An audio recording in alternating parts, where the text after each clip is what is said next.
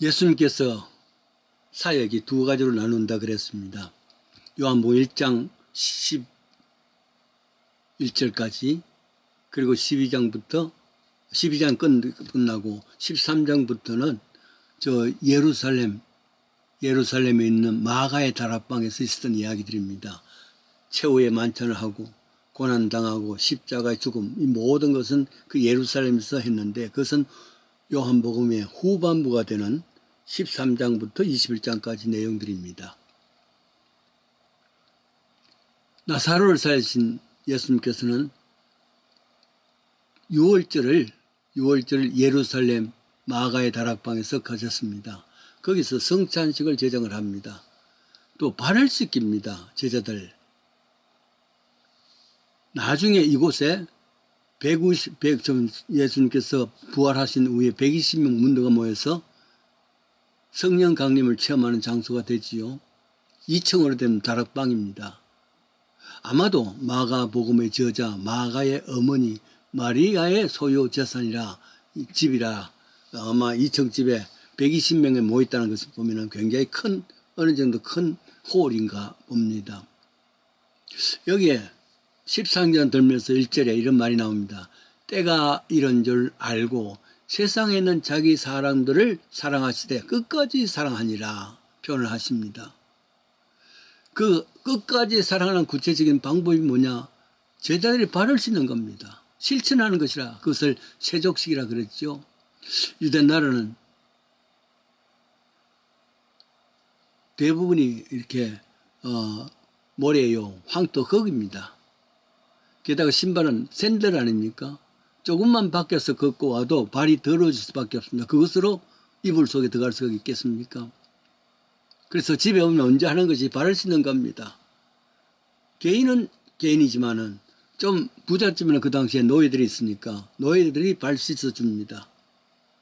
그러나 이 발 씻는 것도 노예 중에서도 전쟁으로 잡아왔는, 그러니까 유대 나라 사람이 아닌 다른 전쟁으로 외국인들, 가장 낮은 노예의 일 아닙니까? 손님이 와도 먼저 발을 씻겨줍니다. 이곳에 이제 잡히시 지금까지 계셨던 내용들을 이야기하지요. 최후의 만찬을 하시고 난 뒤에 성경은 이렇게 말합니다.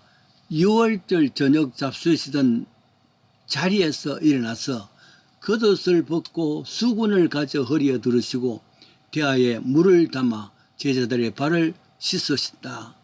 중간에 베드로가 저한테는 할 수가 없습니다. 아마도 황송했을 거 아니겠어요? 다른 사람들은, 다른 제자들은 묵묵히 발을 씻겨 발을 내미는데 베드로는 우락부락한 사람, 나는 절대 시킬 수가 없습니다. 그랬더니만은 그럼 나하고 상관없는데, 그러니까 그러면은 머리도 손도 다 씻겨 주십시오. 목욕한 자는 발만 씻기면 되느니라. 그렇게 했습니다.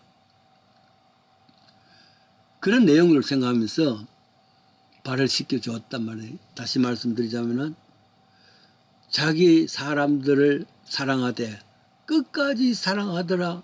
그 사랑의 말로만의 사랑이 아니라 표현이 정심을 다해서 제자들이 발을 씻겨주는 겁니다. 제가 심모했던 가나안 교회는 교회에서 한 1시간쯤 떨어진 곳에 기도원을 샀습니다. 그 기도원에서 매년 봄, 가을로 영성 훈련을 가졌습니다. 그 당시에 많이 했던 3박 4일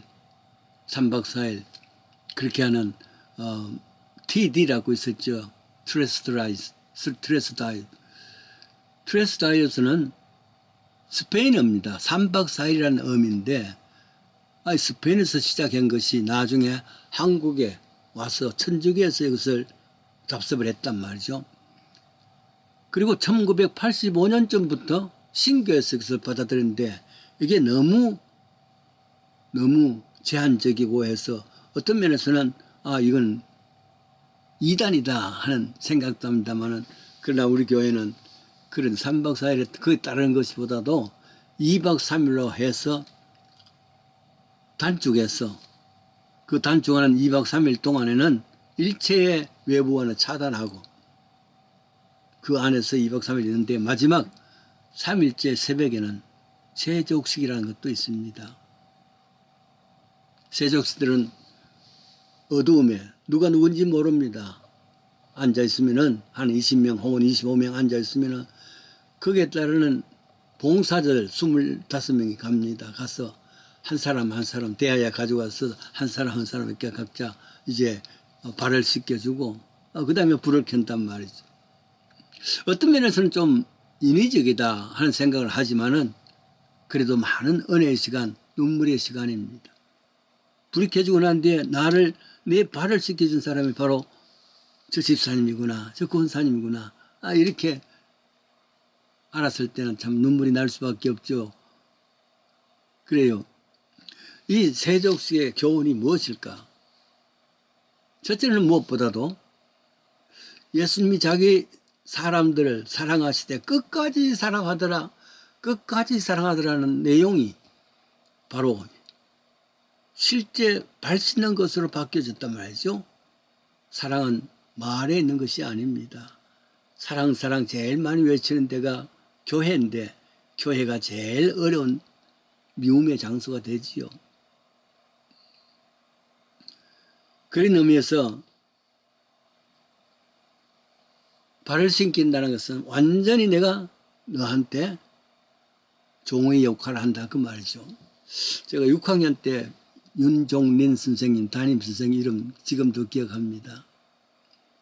어느 날 국어 시간인데 선생님이 그때 한 50명 혹은 60명 가까이 있는 아이들에게 1번부터 다 국어 책을 읽기로 했습니다. 그런데요, 불행하게도 그때 세 친구는 전혀 한글을 읽을 줄 모른단 말이에요. 선생님께서 푹 한숨을 쉬시다가는 나중에 그 아이 셋을 데려 나오라 그럽니다. 나오고는 그 다음에 종아리에 바지를 쓱쓱 걸으시면서 올리면서요. 채찍 하나를 아이들에게 주면서 내가 너무 미안하다. 내가 잘 못 가르쳤어. 너희가 한글도 못 읽고 있구나. 내 종아리를 쳐라. 쳐라 그럽니다. 그런데 아이들 또 울고 그때는 아이들이 다 책상 위에 무릎을 꿇고 있으니까 벌 받고 있으니까 말이야. 너 친구들이 책도 못 읽는데 한글도 못 읽는데 왜 좀 안 가르쳐줬나 이거죠. 그러면서 첫 번째 나온 아이가 이대일입니다. 대일아 쳐라. 그러니까 툭툭 한 서너 번 쳤단 말이에요. 그리고 온 방 안에 교실 안에 있는 아이들 친구들이 다 울고 불고 우리가 잘못했습니다. 그런 일이 있었습니다.